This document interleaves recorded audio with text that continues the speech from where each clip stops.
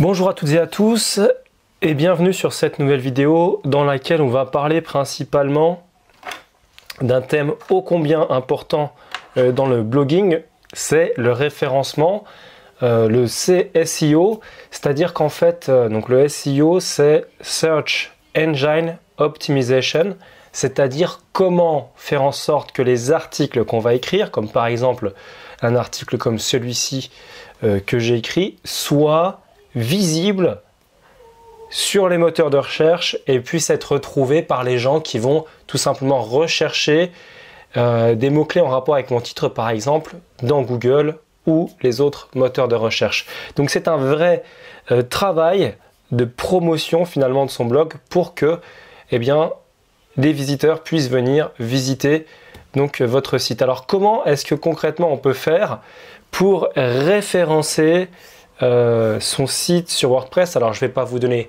toutes les clés dans cette vidéo, bien évidemment, ça fera l'objet d'une formation beaucoup plus vaste que vous pourrez choisir de prendre parce que je suis en train de la créer.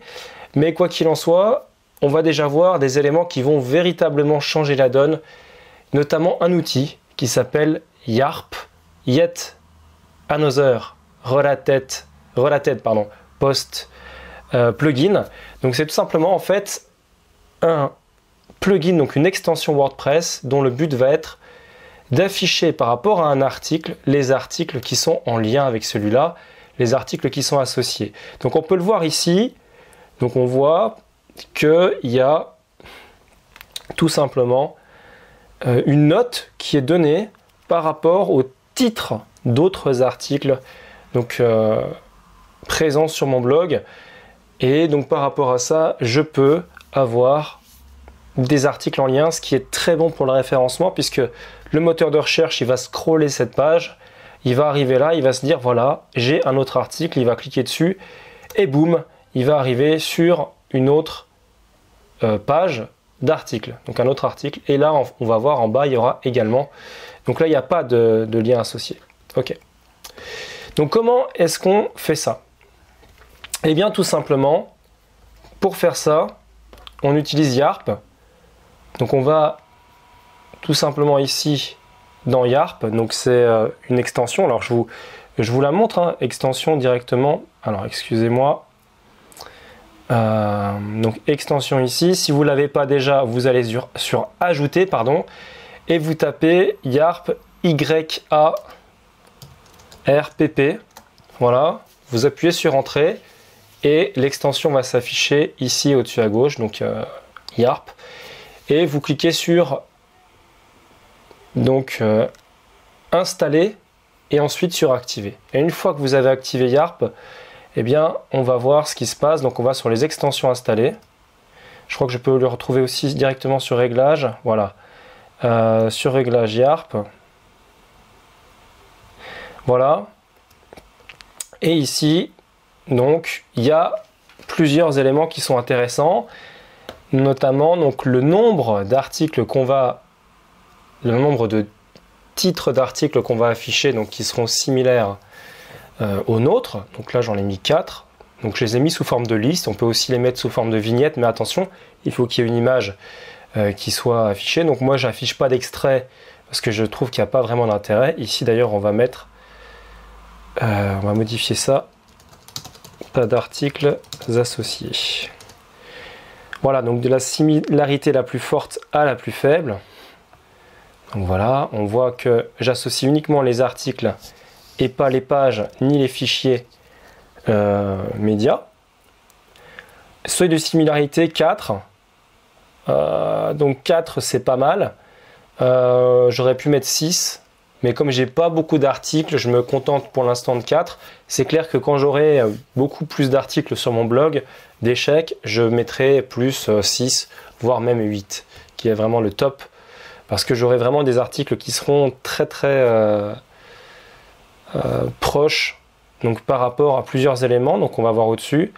Donc les titres, par rapport au contenu et à la récurrence donc, des mots-clés qui seront utilisés, par rapport évidemment aux catégories.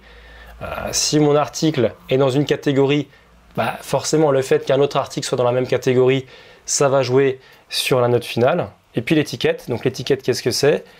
Eh bien l'étiquette, c'est tout simplement ce qui va... c'est ces petits mots qu'on met, vous savez, ces tags, on appelle ça aussi des tags qu'on met sur les articles, et je vous conseille de ne pas en mettre plus de 2. C'est pareil, je vous conseille de mettre un article dans maximum 2 catégories, d'accord? Et il faut supprimer immédiatement la catégorie non classée. Donc les catégories, vous les avez, alors que je ne me trompe pas, donc voilà, déjà très important. Pour chaque article d'un flux, il faut fournir l'extrait et jamais le texte complet, c'est très mauvais pour le référencement, d'accord? Donc concrètement, il faut faire attention parce que si vous mettez l'article complet, ça va être considéré comme tout simplement du plagiat. Pour ce qui est des... Je voulais vous montrer juste un truc, pour ce qui est des articles, donc les catégories. Je vais vous montrer un truc par rapport aux catégories, voilà. Vous voyez, ça c'est important. C'est-à-dire que j'ai mis beaucoup de texte sur ma catégorie. Donc il y a une description et ça c'est vraiment important.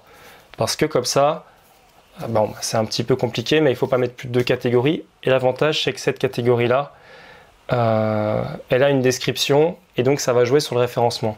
Parce qu'en fait le problème qu'il y a, c'est que chaque article que vous écrivez va être présent, le contenu va être présent sur plusieurs pages différentes.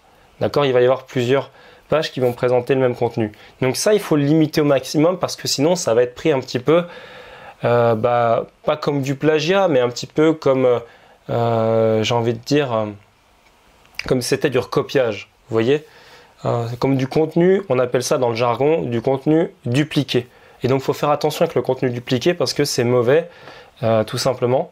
Donc voilà, la catégorie à virer, vous pouvez directement la virer, c'est celle-ci, non classée. Il faut mettre à la limite tous les articles ou quelque chose comme ça, mais vous ne me mettez jamais non classé. Cette catégorie-là, elle ne vaut rien. Donc ça, c'est un conseil qui vaut de l'or que je vous donne. Supprimez-moi ça et mettez-moi par exemple une catégorie, tous les articles. Et balancez dans la catégorie tous les articles. Les articles, vous ne savez pas trop comment les mettre, ça ne correspond pas trop à une catégorie que vous avez choisie. Voilà, donc déjà avec rien que ce que je viens de vous dire là, vous allez optimiser énormément votre référencement et vous allez voir que ça va être beaucoup plus efficace. Il faut quand même savoir que le référencement, ça prend plusieurs mois. Alors comment est-ce qu'on fait pour référencer? Tout simplement, en plus de ce que j'ai dit là comme optimisation SEO pour votre blog WordPress, je vous conseille donc évidemment l'extension OptimizePress, ça, vous le savez, je vous le rabâche depuis le début de cette chaîne YouTube. Mais aussi, ce que je vous conseille, c'est d'inscrire votre site sur des annuaires. Voilà. Donc, inscrire votre site sur des annuaires, ça vous permettra véritablement d'avoir tout simplement bien plus d'impact pour capter une audience et pour avoir un haut niveau sur les moteurs de recherche et pour pouvoir être bien positionné. Voilà, donc c'est la fin de cette vidéo. Je vous ai déjà donné pas mal de clés hyper importantes pour pouvoir simplement être vu par les gens qui vous recherchent, qui recherchent vos informations, qui recherchent vos articles sur Internet. Quant à moi, je vous dis à très bientôt pour de nouvelles vidéos. Portez-vous bien et je vous souhaite tout le succès que vos affaires méritent. Ciao, ciao!